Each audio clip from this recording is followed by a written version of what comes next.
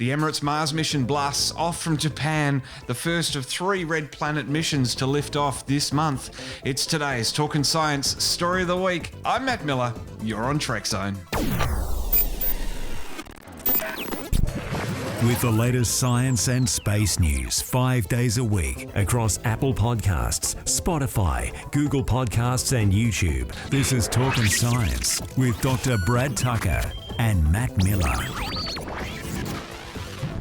Alrighty, Brad, our next story of the week. The Hope Mars Mission, or the Emirates Mars Mission, has successfully launched on Monday. We were highlighting this last week. We had a couple of weather delays. First, it was supposed to be last Monday, and then it was supposed to be Friday. But they had a fully successful launch Monday morning, Australian Eastern Time. And it's all so far gone according to plan, which is what you like in your expensive Mars missions. You know, it's nice that we finally saw liftoff for Hope, as it's called. It's a $200 million mission. It's going to arrive in the Red Planet's orbit around early 2021, so early next year. And it's going to be studying it from above for at least a Martian year. Yeah, it's actually quite interesting because it's very complementary to the mission Maven. Maven's a more recent NASA mission in orbit around Mars, measuring its atmosphere. And in fact, people on Maven have worked on Hope to use and provide similar instruments, but so the data will be complementary, but they're staying around the Martian equator. So what they're going to be able to see is data in both hemispheres. They're be able to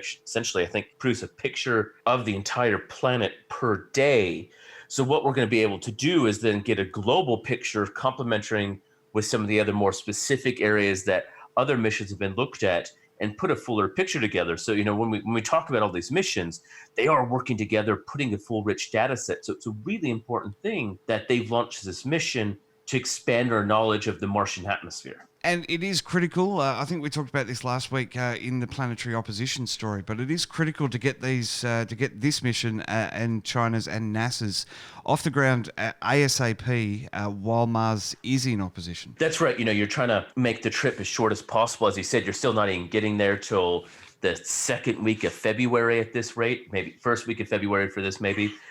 So it's a long trip, and you don't want to make it longer because the longer you make it, the more you're in space, the more problems can happen, the more radiation you experience, all sorts of things. The complications just go through the roof. So hitting it right, getting it in the window is critical. So that means you have to be ready. Your instrument has to be ready. It has to be tested. You know, obviously with rocket delays and getting the rocket ready, all those things have to tick the mark. And you only have 3 to 4 weeks of the window. It's not like you could say, all right, well, I'll just wait till September, October.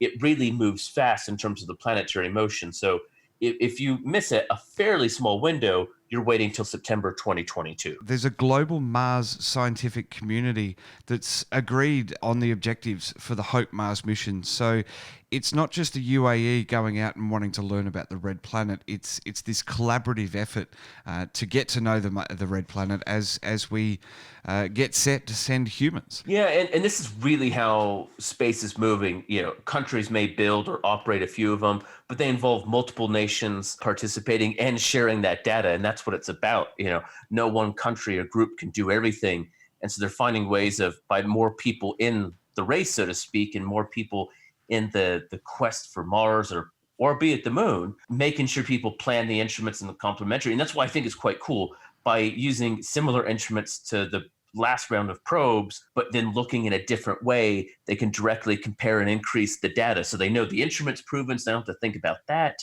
but then they can find and study Mars in a really new way. So it's really exciting to see how it's all playing out. And the one thing we forgot to mention is that it's lifted off with a Japanese rocket at a Japanese launch site. That's right. You know, look, space is a very global phenomenon, and you know these sort of missions are just showing that multiple countries participating in the build of the mission, operating, doing the science, and launching it. Awesome, Brad. And on episode 415, our next episode, we're going to be talking about the midterm review of Australia's astronomical capabilities. It's more exciting than it sounds.